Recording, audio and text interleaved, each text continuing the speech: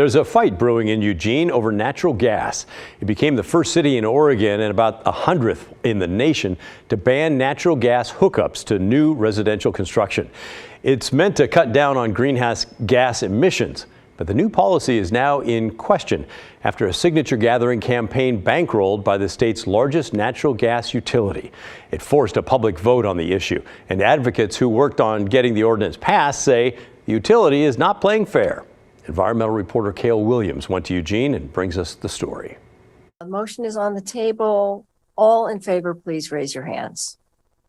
1, 2, 3, 4, 5. Opposed?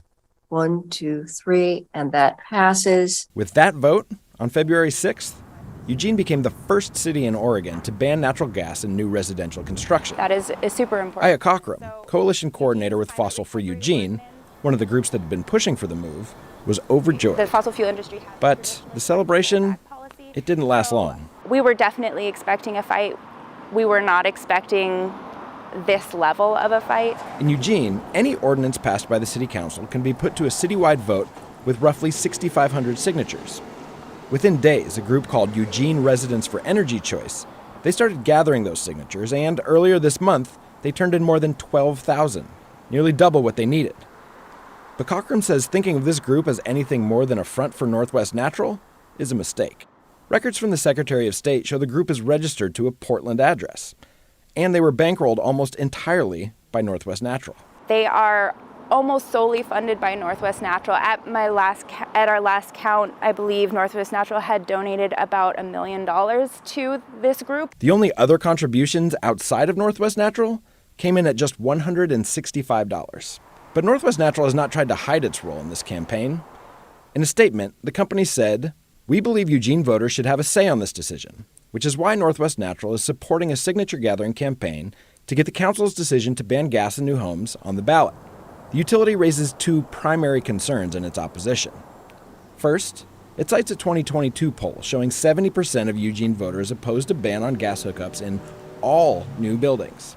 Advocates, however, point out this ban would only affect residential buildings, and that consistent polling over many years has shown that Eugene residents care deeply about action on climate change.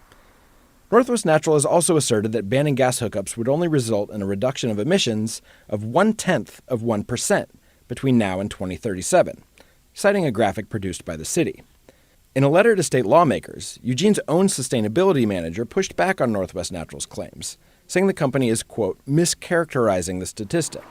And a study commissioned by the city found that actual reductions would be close to 12% between now and 2050. But what concerns Jennifer Ye, a city councilor who voted in favor of the policy, is the misinformation she said she hears about from her constituents. We've seen folks trying to gather signatures, trying to imply that this would affect people in their homes that are already built, that this would somehow affect businesses or industries. And by conflating all these things, it confuses people.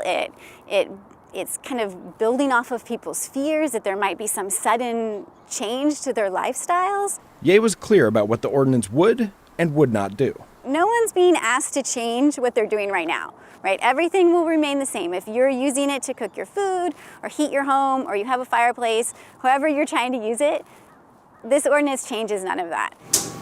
One consequence of the policy being put to a vote, though, is that some of its strongest advocates will be excluded from the process. If it goes to the ballot... Mila Vogelazang Liu, a junior at South Eugene High and co-president of the school's Climate Action Club, said she's been pushing hard for this policy for quite a while.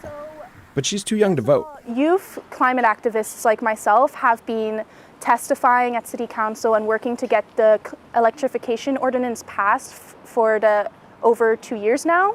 And if it goes to the ballot, our voices will be silenced. So they're pretty much eliminating our voices in this issue when it's going to concern us most, since it's our futures that are going to be impacted by the climate crisis. Jeff McGillivray, a member of Eugene Residents for Energy Choice and part of the Plumbers and Steamfitters Union, said he hasn't heard of any signature gatherers misrepresenting the ordinance. But he's still confused as to why the city council didn't let people vote on it in the first place. I still don't understand the